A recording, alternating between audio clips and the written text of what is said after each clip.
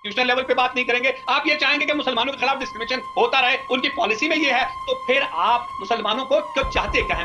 आप ये चाहते हैं कि मुसलमान सिर्फ लूटे, मुसलमान सिर्फ ले, देने की स्थिति में मुसलमान ना रहे। मुसलमान, आप क्या कहते, मुसलमानों को बीजेपी को वोट नहीं करना चाहिए, लेकिन बीजेपी उनके लिए सब कर ले। मैंने तो ठेका लिया है आप जैसे लोगों को एक्सपोज करने का, और मैं बहुत ओपनली कहती हूँ, मैंने आप लोगों का ठेका लिया हुआ है, आपको मैं बेनकाब करूंगी। एक नहीं, दो नहीं, 10 बार करूंगी। आपको एक IT पार्क चाहिए, क्यों चाहिए भाई मुसलमानों को, और वहाँ पे हिंदू काम नहीं करेगा। तो इस लिहाज से तो किसी भी हिंदू फैक्ट्री में जिसका मालिक हिंदू है, वहाँ पे मुसलमानों को नहीं जाना चाहिए। फिर आप कहेंगे हाँ मुसलमानों के साथ गड़बड़ी हो रही है। हेलो नमस्कार दोस्तों, चैनल पे आप सभी का एक बार फिर से स्वागत है। दोस्तों दरअसल आज की डिबेट होने वाली है रूबिका लियाकत और MIM के प्रवक्ता दानिश कुरैशी के बीच में। दरअसल तेलंगाना में जो चुनाव चल रहे हैं, MIM पार्टी उसमें पुरजोर तरीके से लगी पड़ी है कि मुस्लिमों को भी आरक्षण मिल जाए, पर आरक्षण का जो इनका जो बेस है वो है कि धर्म के आधार पर मिल जाए, पर ऐसा कहीं नहीं लिखा गया है और बाकायदा ऐसा निषेध है जो पहले वर्डिक्ट्स आए हैं उनमें भी कि धर्म के आधार पर कोई किसी को आरक्षण नहीं मिलेगा। बाकी जातिगत आरक्षण तो इनको मिलता ही है मुस्लिमों को। इसी पर डिबेट चल रही है, डिबेट बड़ी देखने लायक और समझने लायक होने वाली है। आपसे रिक्वेस्ट है डिबेट वीडियो पूरी देखें। चैनल पर नए हैं तो चैनल को सब्सक्राइब कर लें और बेल आइकन ऑन कर लें। तो शुक्ला जी से ये पूछ लीजिए कि कितना मेंबर ऑफ पार्लियामेंट इन्होंने उतारे, कितने MLA इन्होंने उतारे। गुजरात में तो एक MLA नहीं दिया, एक काउंसिलर नहीं दिया इन्होंने। केंद्र में इन्होंने कितने उतारे? कुछ भी नहीं। तो दिक्कत ये है कि आप बात करते हैं कॉन्स्टिट्यूशन की कि भाई कॉन्स्टिट्यूशन तो ये कहता है प्रोपोर्शनल रिप्रेजेंटेशन। क्या इस देश में जिन लोगों की आबादी है उनके प्रपोर्शन की अगर पार्टियों की तरफ से इस तरह से डिस्क्रिमिनेशन किया जाएगा तो आप बताइए किस तरीके से प्रोपोर्शन उनका बनेगा। आप पॉलिटिकल पार्टी में नहीं देंगे, आप प्रोपोर्शनल कॉन्स्टिट्यूशनल लेवल पे बात नहीं करेंगे। आप ये चाहेंगे कि मुसलमानों के खिलाफ डिस्क्रिमिनेशन होता रहे, उनकी पॉलिसी में ये है, तो फिर आप मुसलमानों को क्यों चाहते क्या है? मुसलमानों से पूछिए इनसे, शुक्ला जी से, जवाब नहीं मिलेगा उनके। मुसलमान से आप लोग चाहते क्या है, ये सवाल मैं पूछूं, और मुसलमान इनको वोट ना करें चल जाएगा, ये सिर्फ देते रहें, मुसलमान का हाथ यूं रहेगा। तो आप कहिए ना, आप कहिए ना कि हम मुसलमानों को वोट नहीं देंगे। सुनिए रूबिका जी, दानिश भाई, मैं आपसे अब एक सवाल पूछूं, उसका जवाब दीजिए। आप ये चाहते हैं कि मुसलमान सिर्फ लूटे, मुसलमान सिर्फ ले, देने की स्थिति में मुसलमान ना रहे। हम जैसे ही हमसे कुछ मांगा जाएगा हम कहेंगे अरे बेचारे हम गरीब, हम मजलूम, देखो ये हमसे मांग रहे हैं, है ना? आप यही चाहते हैं ना? मैं जवाब दूं? हाँ। देखिए, सबसे पहला सवाल तो ये है कि आपकी ये दोहरी बात है। भारतीय जनता पार्टी की करनी और कथनी आपको यहाँ नजर आती है।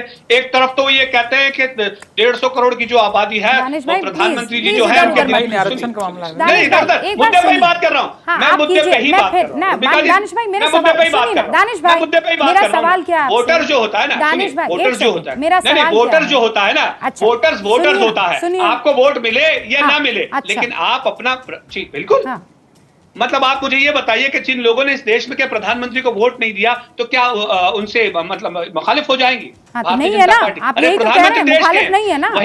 तो कहाँ है बताइए ना? तो उनको भी पॉलिटिकल पार्टी का रिप्रेजेंटेशन कहाँ है? पूछिए उनसे, है ना? अरे पॉलिटिकल पार्टी का रिप्रेजेंटेशन है वो तो पूछिए। अब मेरी बात सुनिए, आप मुझे ये बताइए कि मुसलमान, आप क्या कह रहे हैं? मुसलमानों को बीजेपी को वोट नहीं करना चाहिए, लेकिन बीजेपी उनके लिए सब कर ले, है ना? उनको टिकट भी दे दे। साहब की सीट पे हिंदू कैंडिडेट दीजिए। मुझे 30 सेकंड MIM क्यों नहीं दे रहे हिंदू कैंडिडेट वहां? बिल्कुल रूबिका जी, मुझे 30 सेकंड दीजिए। हाँ, एक सेकंड बस, 10 मुझे एक जवाब चाहिए दानिश भाई से।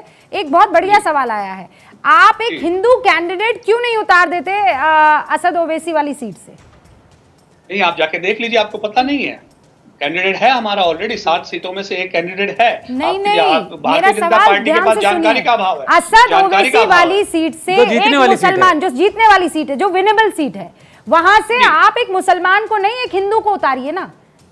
नहीं, देखिए मेरी बात सुनिए, वो देश के प्रधानमंत्री हैं, वो देश के, हमारी 350 सीटें, 300 सीटें हैं हमारी, नहीं असद ओवैसी प्रधानमंत्री नहीं है, इसलिए वो विनेबिलिटी वाला फॉर्मूला अपना सकते हैं, लेकिन देश का प्रधानमंत्री विनेबिलिटी का नहीं, जो फॉर्मूला है वो नहीं। गजब है दानिश भाई, आप ठेका लेके बैठे हैं ना, भारतीय जनता पार्टी के लोग तो ठेका लेके बैठे हैं। मैंने तो ठेका लिया है आप जैसे लोगों को एक्सपोज करने का, और मैं बहुत ओपनली कहती हूँ, मैंने आप लोगों का ठेका लिया हुआ है, आपको मैं बेनकाब करूंगी।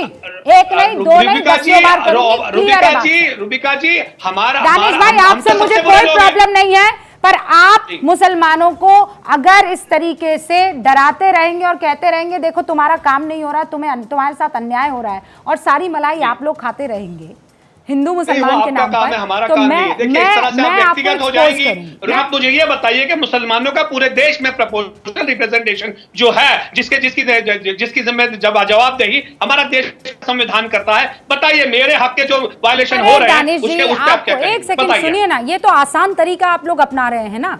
जी। अभी क्यों आसान तरीका? अभी शुक्ला जी ये बता रहे हैं कि उस वक्त की स्थिति जो देखी गई थी उसमें इस स्टेट के मुसलमान तो बड़े सेठ किस्म के मुसलमान हुआ करते थे।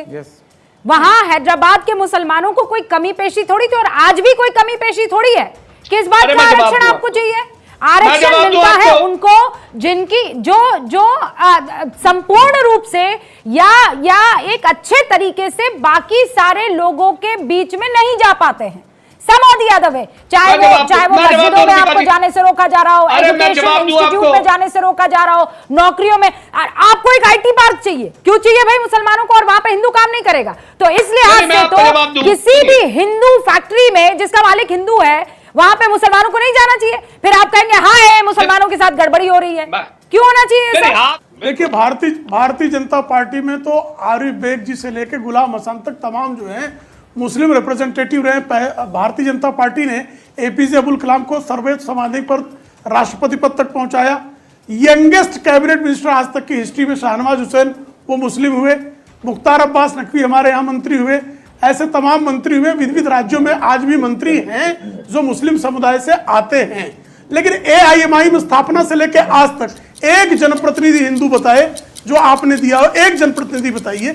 मैंने कम से कम आरिफ बेग, पहला जो अटल बिहारी वाजपेयी जी की जो पहली सरकार बनी उसका विदेश मंत्री सिकंदर बख्त थे, वो भी मुस्लिम समुदाय से आते थे। तो भारतीय जनता पार्टी ने तो सतत राष्ट्रपति पद पर, विदेश मंत्री पद पर, नागरिक उड्डयन मंत्री पद पर, सबसे यंगेस्ट कैबिनेट मिनिस्टर सब मुस्लिम समुदाय के लोगों को दिया। और आज भी जो सबसे ज्यादा पिछड़ी जाति के जो है कश्मीर के हैं, ऐसे गुलाम हसन जो है हमारे राज्यसभा के सम्माननीय सदस्य हैं। लेकिन आप एक रिप्रेजेंटेटिव का नाम AIMIM की स्थापना से लेकर आज तक जो गैर मुस्लिम हो, हिंदू हो, उसका नाम। पास जानकारी का अभाव है। हमारे पास 3 रिप्रेजेंटेटिव गुजरात के अंदर में भी है, अलग अलग जगहों पे आपको मिल जाएगा, महाराष्ट्र में भी मिल जाएगा। दिक्कत आपकी क्या है कि आप जो है सच चीजों से कबूल करने के लिए तैयार हैं। मैं आपको बताऊं, आपको मिल जाएगा। नाम बताइए ना। नहीं, मैं बताता हूँ, बिल्कुल नाम मैं भी आपको दिखा देता हूँ। नहीं, वो दानिश कुरैशी कह सही रहे हैं। उन्होंने टिकट दिए हैं हिंदुओं को, और उसमें जीते भी हैं जो जीत कर भी आए। रुबेका जी जीते भी हैं, जीते हुए भी हैं, वो जीत कर भी आए हैं। लेकिन मजेदार बात यह है कि आपकी पार्टी का नाम प्रेम शुक्ला जी क्या है? भारतीय जनता पार्टी है ना, मतलब भारतीय जनता पार्टी। लेकिन दानिश भाई की पार्टी का नाम जो है वो यूनिटी ऑफ मुस्लिम्स। सिर्फ ये जो नाम है उसका अगर मैं लबाब आपके सामने रख दूं तो वो है यूनिटी ऑफ मुस्लिम। सांप्रदायिक है ना। हम मजलिस करेंगे, ये स्वयं सिद्ध सांप्रदायिक, मुसलमानों की एकता के लिए, AIMIM। समझ रहे हो? समझ रहे हो ना? उम्मीद है अगर आपने वीडियो पूरी देखी है तो आपको वीडियो समझ आई होगी और अच्छी भी लगी होगी। वीडियो अच्छी लगी तो वीडियो को लाइक कर देना, चैनल पर नए हैं तो चैनल को सब्सक्राइब और बेल आइकन ऑन कर देना। फिर मिलते हैं एक और वीडियो के साथ, तब तक के लिए जय हिंद, वंदे मातरम, जय श्री राम।